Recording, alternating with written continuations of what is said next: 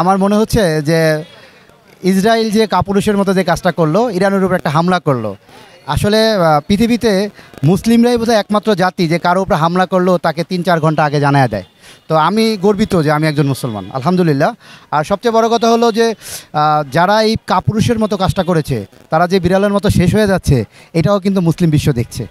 আমি সবসময় খামেনি স্যারকে এই বলে ধন্যবাদ দেই যে উনি একমাত্র জাতি আমি মনে করি যে মুসলমানের জন্য লড়ে যাচ্ছে। ইরানের উপরে যে ইসরায়েল এবং যুক্তরাষ্ট্রের যে হামলাটি, সেই হামলাটি আসলে একটি অনৈতিক বিষয়, বা এটা মুসলিম বিশ্বের কাছে বা একজন বাংলাদেশের নাগরিক হিসেবে আমাদের কাছে কোনোভাবেই গ্রহণযোগ্য না। কারণ অন্যান্য যে মুসলিম রাষ্ট্রগুলো রয়েছে ওরাও কিন্তু এখন নিশ্চুপ, আপনারা দেখতে পাচ্ছেন।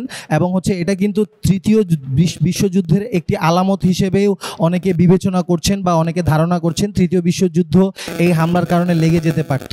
বর্তমানে যে ইরান এবং ইসরায়েলের মধ্যে যে যুদ্ধের মতো অবস্থা চলছে তার জন্য আমি নিন্দা প্রদর্শন করি, এবং এটা যে ভয়াবহ পরিস্থিতির দিকে যাচ্ছে এটার জন্য অনেক তীব্র নিন্দা প্রদর্শন করছি।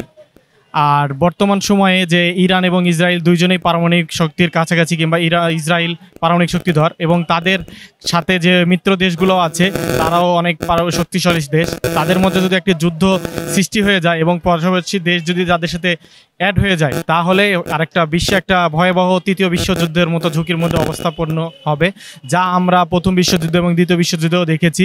এরকম একটা বৈশ্বিক যুদ্ধের হলে একটা প্রচুর পরিমাণে মানুষ, লাখ লাখ মানুষ মারা যাবে এবং সারা বিশ্ব এটার জন্য ক্ষতিগ্রস্ত হবে এবং পুরো বিশ্ব এটা ঝুঁকির মধ্যে পড়বে। আমি চাই এটার দ্রুত নিরসন হওয়া দরকার এবং এই সম্পর্কিত একটা কঠোর ব্যবস্থা গ্রহণ করা দরকার, যেন তৃতীয় বিশ্বযুদ্ধের মতো ভয়াবহ পরিস্থিতি সৃষ্টি না হয়। তো ইরান যেহেতু এখানে আমাদের মুসলিম রাষ্ট্রে দাঁড়িয়েছে, তাদের উপরে যে একটা অমানবিক হামলা করেছে, কোনো এই আগে থেকে না জানিয়ে, আগে থেকে কিছু না বলে, একেবারেই ঠিক হয় না। এটা একেবারে অনুচিত কাজ হয়েছে।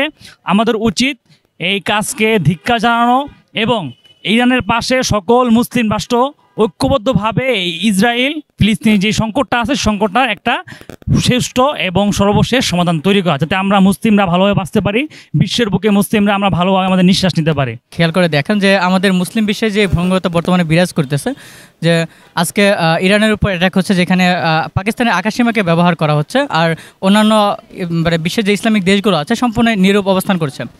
তো এই যে বিশ্বের মুসলিমের যে ভাতিত্বের যে ভঙ্গুরতাটা বিদ্যমান, যদি এই বিষয়টা যদি স্ট্রং করা না হয়, সেক্ষেত্রে মুসলিমদের ক্ষেত্রে আগামী দিনগুলোতে সম্পূর্ণ একটা বিপর্যয় নেমে আসার আশঙ্কা দেখতে পাচ্ছি। এবং ইরানের পক্ষে ইসলামিক যে রাষ্ট্রগুলো আছে, ইসলামিক যে দেশগুলো আছে, তাদের ইসলামের ইরানের পক্ষে না দাঁড়িয়ে তারা যে পিছু থাকছে, এটাও অবশ্যই কাম্য নয়।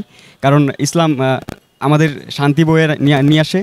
আর আরেকটা বিষয় হচ্ছে যে এখন চলছে যুদ্ধবিরতি, দুই দেশের মধ্যে যে যুদ্ধবিরতি চলছে, এই যুদ্ধবিরতি অবশ্যই কার্যকর হওয়া প্রয়োজন। যদি যুদ্ধবিরতিটি কার্যকর না হয়, পরবর্তী আবার যদি যুদ্ধ লেগে যায়, তবে তৃতীয় বিশ্বযুদ্ধ লেগে যাওয়ার যে একটা সম্ভাবনা থাকে সেটা আমরা দেখতে পাচ্ছি। আর তৃতীয় বিশ্বযুদ্ধ লেগে গেলে যে অর্থনৈতিকভাবে একটা ক্ষতিগ্রস্ত হবে পুরো বিশ্ব, কারণ বড় বড় অর্থনৈতিক যে দেশগুলো আছে সেই দেশগুলোই এই যুদ্ধের সাথে জড়িত আছে। তো আমরা চাইবো এই যুদ্ধবিরতি যেন কার্যকর হয় এবং অর্থনৈতিক যে মন্দা থাকবে বা পুরো বিশ্বে যে একটা অর্থনৈতিক বা সামাজিক যে একটা গোলযোগ তৈরি হবে, সেটা যেন তৈরি না হয়।